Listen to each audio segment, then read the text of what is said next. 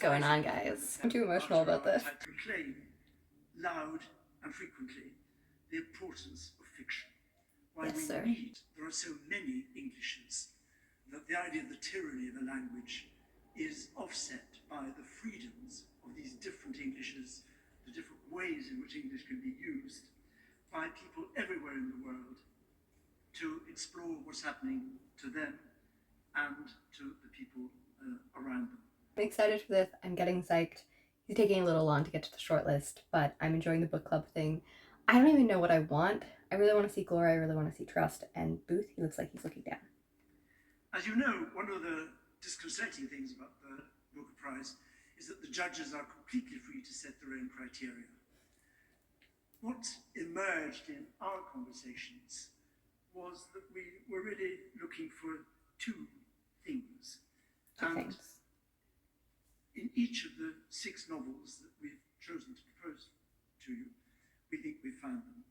But in all of the 6, we believe that the author has used language not just to tell us what happened, but to create a world, an imagined Glory, universe definitely. that we as outsiders can enter, can inhabit, And I'd guess Colony. feel as our own.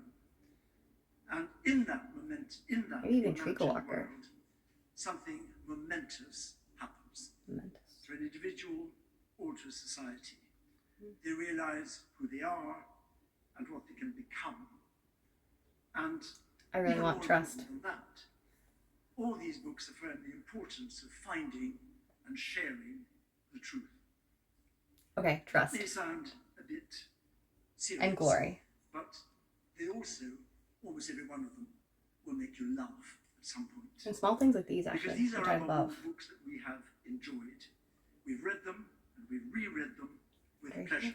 I'm getting books that we want anticipated. to recommend to others. I'm getting very They're not too anticipatory. long, and that may be evidence that we're looking not just at great writing, but also at some great editing. Short And books.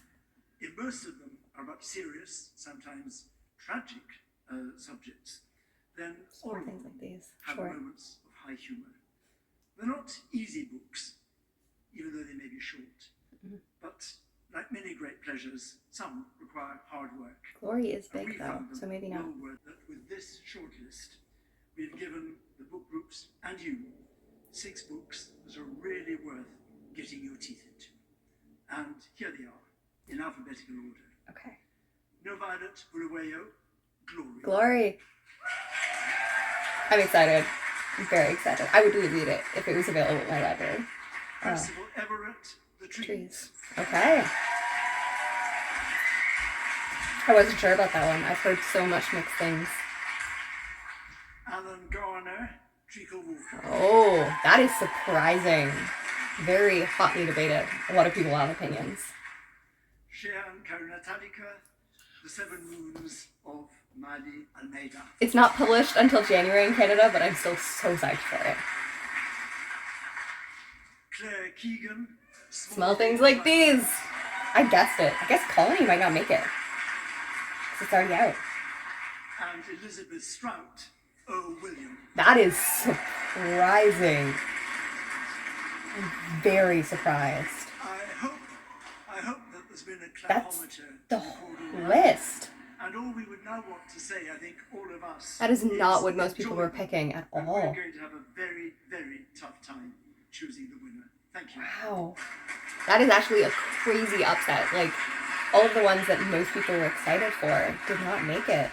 I'm kind of shooketh. Like, that is an incredible thing. Okay, so we have the shortlist. Glory, which a lot of people predicted.